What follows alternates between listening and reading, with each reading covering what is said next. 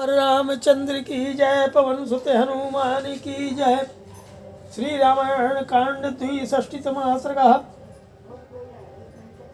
रामायण के रण कांड में 62वें सर्ग में श्री राम का विलाप का वर्णन है। सीताम अपश्यन् धर्मात्मा शोकोपहत चेतनः विलाप महाबाहु रामः कमलोचनः। सीता को न देखकर शोक से व्याकुल चित्त हुए धर्मात्मा महाबाहु कमलनयन श्री राम विलाप करने लगे। पश्यन्योचतां सीताम् अपश्यन् मन्मथार्दितः उवाच राघवो वाक्यं विलापाश्रय दुर्वचम्। रघुनाथ जी सीता के प्रति अधिक प्रेम के कारण उनके वियोग में कष्ट पा रहे थे। वे उन्हें न देखकर भी देखते हुए केशमान ऐसी बात कहने लगे जो विलाप का आश्रय होने से गद गद कंठ के कारण कठिनता से बोली जा रही थी। तुम अशोकस्य शाखा भी पुष्प प्रिय तरा प्रिय आवृणो की शरीरम ते मम शोक विवर्धिनी। अरे प्रिय, तुम्हें फूल अधिक प्रिय हैं, इसलिए खिली हुई अशोक की शाखाओं से अपने शरीर को छिपाती हो और मेरा शोक बढ़ा रही हो। कदली कांड सदृशौ कदल्या समृता बुभौ पुरु पश्यामि ते देवी नासी सकता निगूहितुम। अरे देवी, मैं केले के तनों के तुल्य और कदली दल से ही छिपे हुए तुम्हारे दोनों उरुओं को देख रहा हूँ, तुम उन्हें छिपा नहीं सकती। कर्णिकार वरम भद्रे हसंती देविशे विषे अलम ते परिहासेन मम बाधावहेन वै। अरे भद्रे, हे देवी, तुम हंसती हुई कनर पुष्पों की वाटिका का सेवन करती हो। बंद करो इस परिहास को, इससे मुझे बड़ा कष्ट हो रहा है।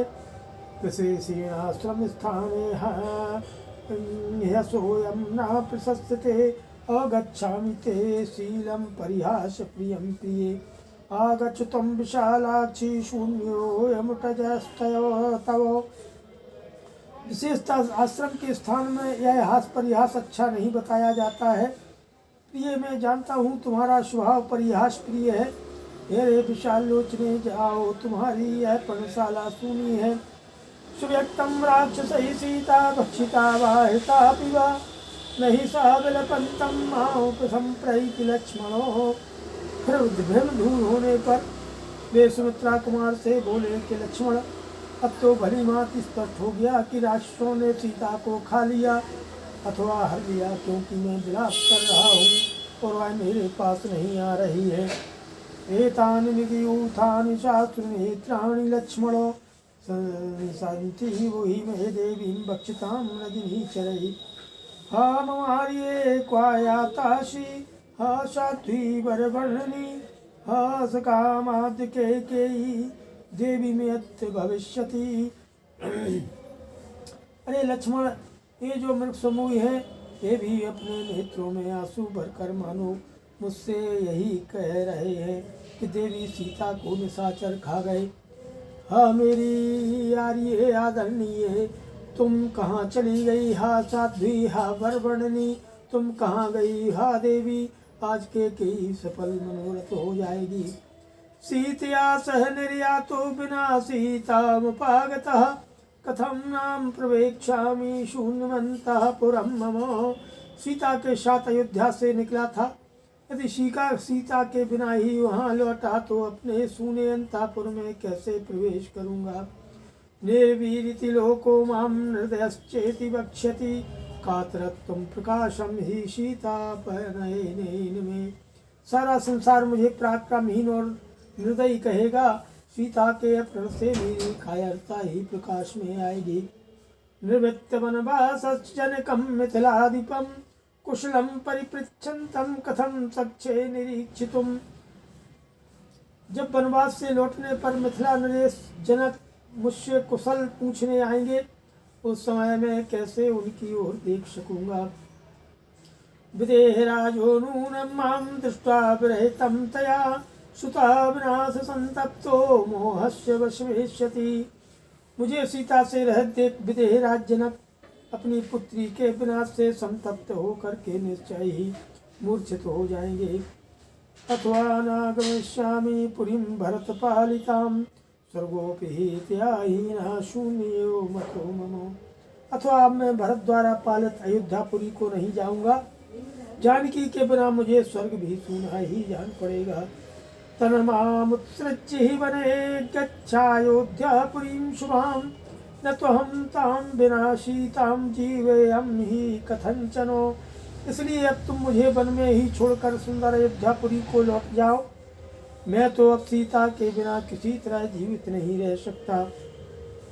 गाढ़माश्लिष्य भरतो वाच्यो मदवचनात्तया अनुज्ञातो श्रीरामेणो पालयेति वसुन्धराम्। अम्बा च मम कैकेयी सुमित्रा च त्वया विभो, कौसल्या च यथा नायाम् अभिवाद्या ममाज्ञया, लक्षणीया प्रयत्नेनो भवता सूक्तचारिणा। भरत का गाढ़ आलिंगन करके तुम उनसे मेरा संदेश कह देना, कैकेयी नंदन तुम सारी पृथ्वी का पालन करो, इसके लिए राम ने तुम्हें आज्ञा दे दी है। अरे विभो, मेरी माता कौशल्या कैकेयी तथा सुमित्रा को प्रतिदिन यथोचित रीत से प्रणाम करते हुए उन सब की रक्षा करना और सदा उनकी आज्ञा के अनुसार चलना, यह तुम्हारे लिए मेरी आज्ञा है। सीतायाः विनाशोऽयं मम च मित्रसूदनो, विस्तरेण जनन्या मे विनिवेद्यस्त्वया भवेत्। इति बिलपति राघवेतु दीने वनोपगम्य तया विना सुकेश्या, भयविकलमुखस्तु लक्ष्मणोऽपि व्यथित मनः वृषमातुरो बभूव। हे शत्रुसूदन, मेरी माता के समक्ष सीता के विनाश का यह समाचार विस्तार पूर्वक कह सुनाना। सुंदर केश वाली सीता के विरह में भगवान श्री राम वन के भीतर जाकर जब इस तरह दीन भाव से विलाप करने लगे, तब लक्ष्मण के भी मुख पर भय जनित व्याकुलता के चिन्ह दिखाई देने लगे। उनका मन व्यथित हो उठा और वे अत्यंत घबरा गए। श्रीमद् रामायणे वाल्मीकि आदि काव्ये अरण्यकाण्डे 62तमः सर्गः।